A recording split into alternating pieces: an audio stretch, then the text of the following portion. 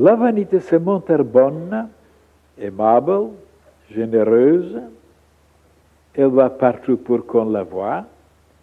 Elle fait du bien pour qu'on la remarque. Elle est serviable pour qu'on l'apprécie. Mais à celui qui la manifeste, elle est souvent nuisible. C'est certain, car elle le ruine. Quant à l'orgueil, il n'est lui d'aucune utilité, même pas pour les autres. L'orgueilleux est dur et méprisant. Il veut être apprécié, respecté sans faire quoi que ce soit pour autrui. Satisfait de la bonne opinion qu'il a de lui-même, il ne va pas s'exhiber aux yeux du monde. Il veut que ce soit les autres qui se dérangent pour le découvrir. Mais quand il constate qu'on ne lui apporte ni respect ni approbation, qu'on ne le reconnaît pas comme un être supérieur, il se ferme et s'assombrit. Chez le vaniteux, il y a quand même une lumière. Une lumière un peu fumeuse, c'est vrai, mais au moins, il fait quelque chose pour briller. L'orgueilleux est sombre. Il est sous le signe de Saturne, tandis que le vaniteux est plutôt sous le signe de Jupiter. Arrêtons-nous un petit peu maintenant sur ces deux mots. Vous verrez ce qu'il y a en dedans. Et les humains s'imaginent qu'ils peuvent découvrir très vite si quelqu'un est humble ou vaniteux ou orgueilleux.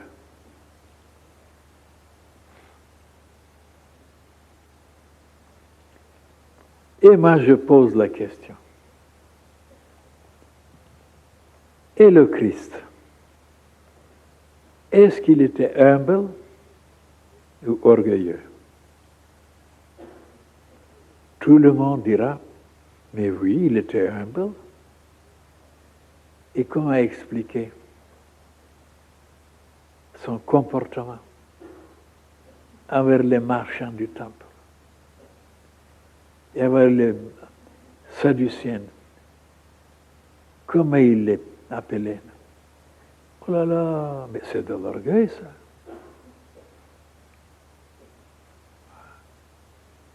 Et les chrétiens ne se sont pas même aperçus. Mais on va voir si c'est de l'orgueil ou non. Alors, prenons maintenant un bonhomme qui s'agenouille, qui se rapétisse, qui s'humilie devant tous ceux qui sont forts et puissants et riches. Tout le monde trouve qu'il est tellement humble. Eh bien, il se trompe. Ce bonhomme-là, il est en apparence humble pour obtenir quelque chose de la part des forts et des puissants et des riches. Mais j'ai dit, donnez-lui un petit peu d'argent, donnez-lui un peu de pouvoir,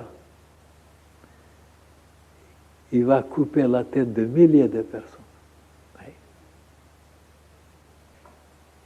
Et d'autres qui sont en apparence orgueilleux, forts, puissants, durs, et en réalité, ils sont les plus humbles.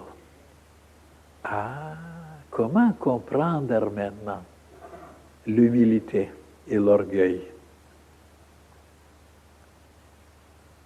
Et moi, je ne me conforme pas aux définitions de la science officielle ou de dictionnaire.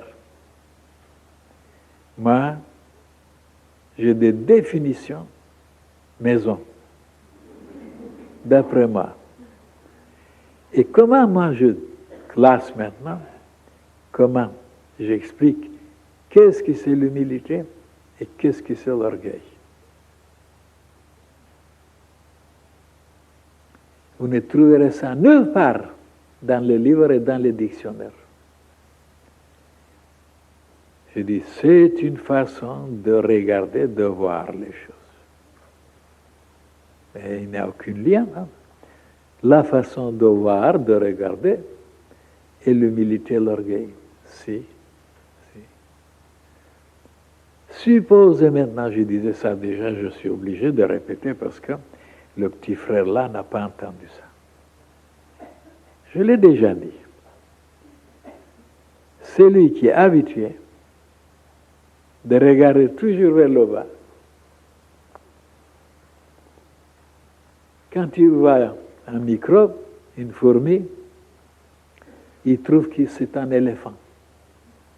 Il a l'opinion de lui-même, il est grand.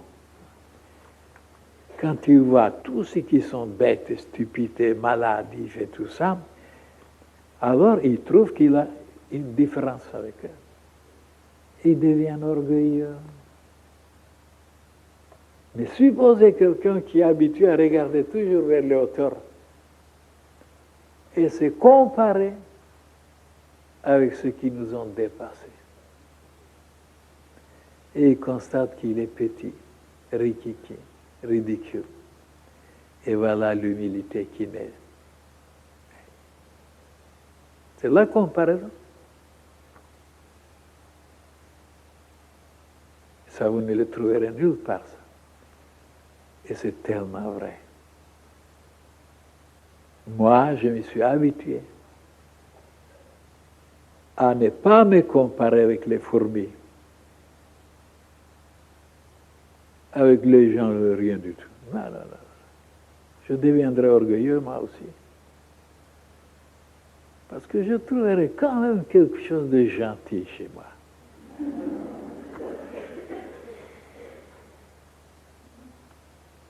Je me suis habitué, mes chers frères et sœurs, à me comparer chaque jour, et même pendant la nuit, avec ceux qui sont allés tellement loin, tellement loin, tellement loin.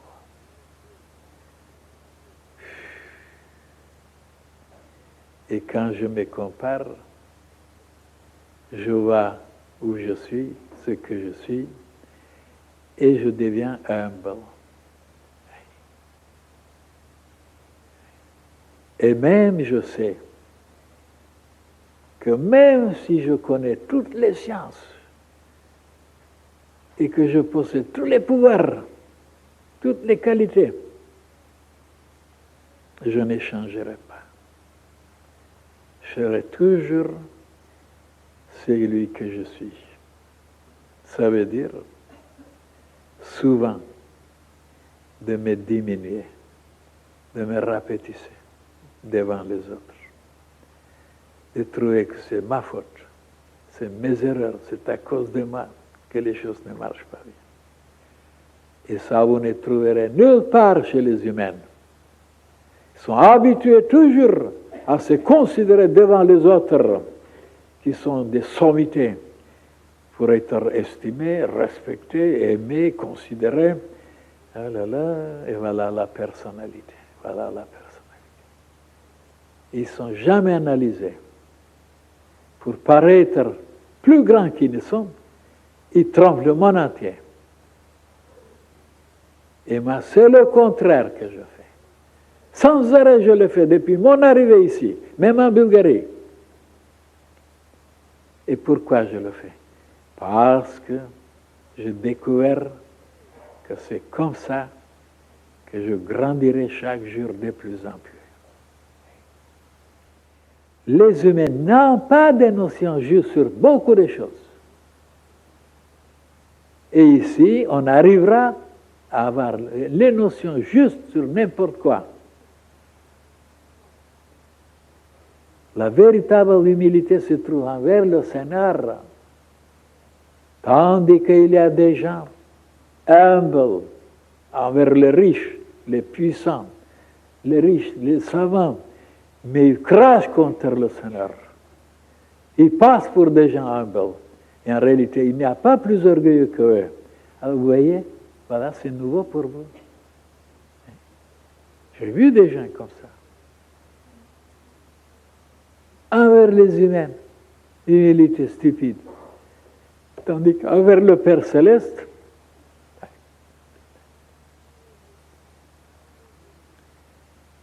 et maintenant, qu'est-ce que c'est maintenant la vanité? La vanité, c'est un désir de se montrer plus qu'on est, plus beau, plus intelligent, plus riche, plus généreux, etc. Et alors, voilà, un désir d'aider les autres même, de distribuer, de donner, de nourrir, d'inviter des gens, de faire des festins. Et c'est comme ça qu'on se ruine. Pour montrer qu'il est riche, qu'il a beaucoup d'argent, il se ruine. Tous les vaniteux se ruinent.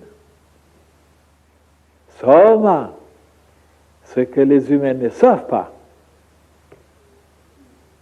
c'est de tout utiliser.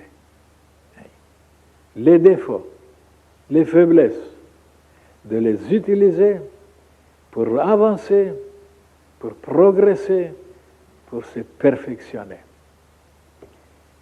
Et comment on peut utiliser la vanité? Et vous voyez, il y a deux sortes de vanité. Et une vanité qui n'est plus vanité. Quand vous voulez être glorieux, célèbre, fameux, dans le monde physique, parmi les humains, c'est ça la vanité. Mais si vous voulez être glorieux, célèbre, parmi les grands maîtres, les anges, les archanges, ah, ce n'est plus la vanité. Ça, c'est quelque chose. Et moi, je l'ai transformé, ma vanité, à cette chose-là.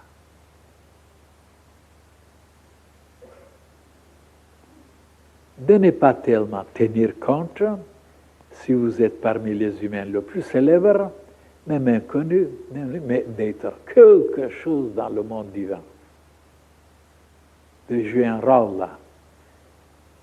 Un rôle de lumière, d'amour. C'est ça de transformer la vanité à une gloire inaccessible, divine. Eh bien, les humains ne pensent pas à ces choses-là. Il faut penser désormais. Il faut se perfectionner, il faut s'améliorer, il faut aller très loin.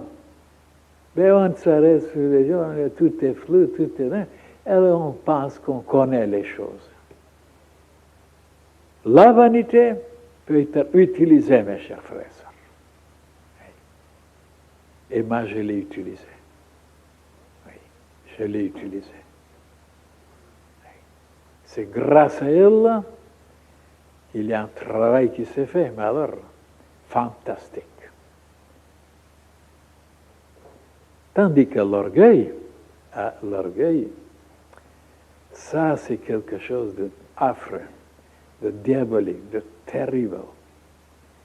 Et c'est ça le premier ange de la lumière, Lucifer, qui se révoltait par l'orgueil. Voilà, il est devenu le démon. L'ange l'a rejeté. Ça, l'orgueil. L'orgueil, je les compare aux lichens, qui peuvent pousser, qui peuvent croître jusqu'au sommet des montagnes, sur les pierres, quand aucune végétation ne peut pousser, lui, il continue à vivre là. L'orgueil, c'est la chose la plus terrible qui peut exister, qui empêche le disciple d'avancer. Et d'ailleurs, on n'aime plus les orgueilleux. Et il est dit dans les évangiles, dans la Bible, Dieu accorde tout aux humbles et il s'oppose aux orgueilleux. Vous voyez? L'orgueil, c'est la personnalité la plus stupidement développée. On s'imagine qu'on est quelque chose de formidable, isolé, solitaire. On veut que le monde entier vienne s'incliner devant vous. Tandis que le vaniteux, il va vers les autres.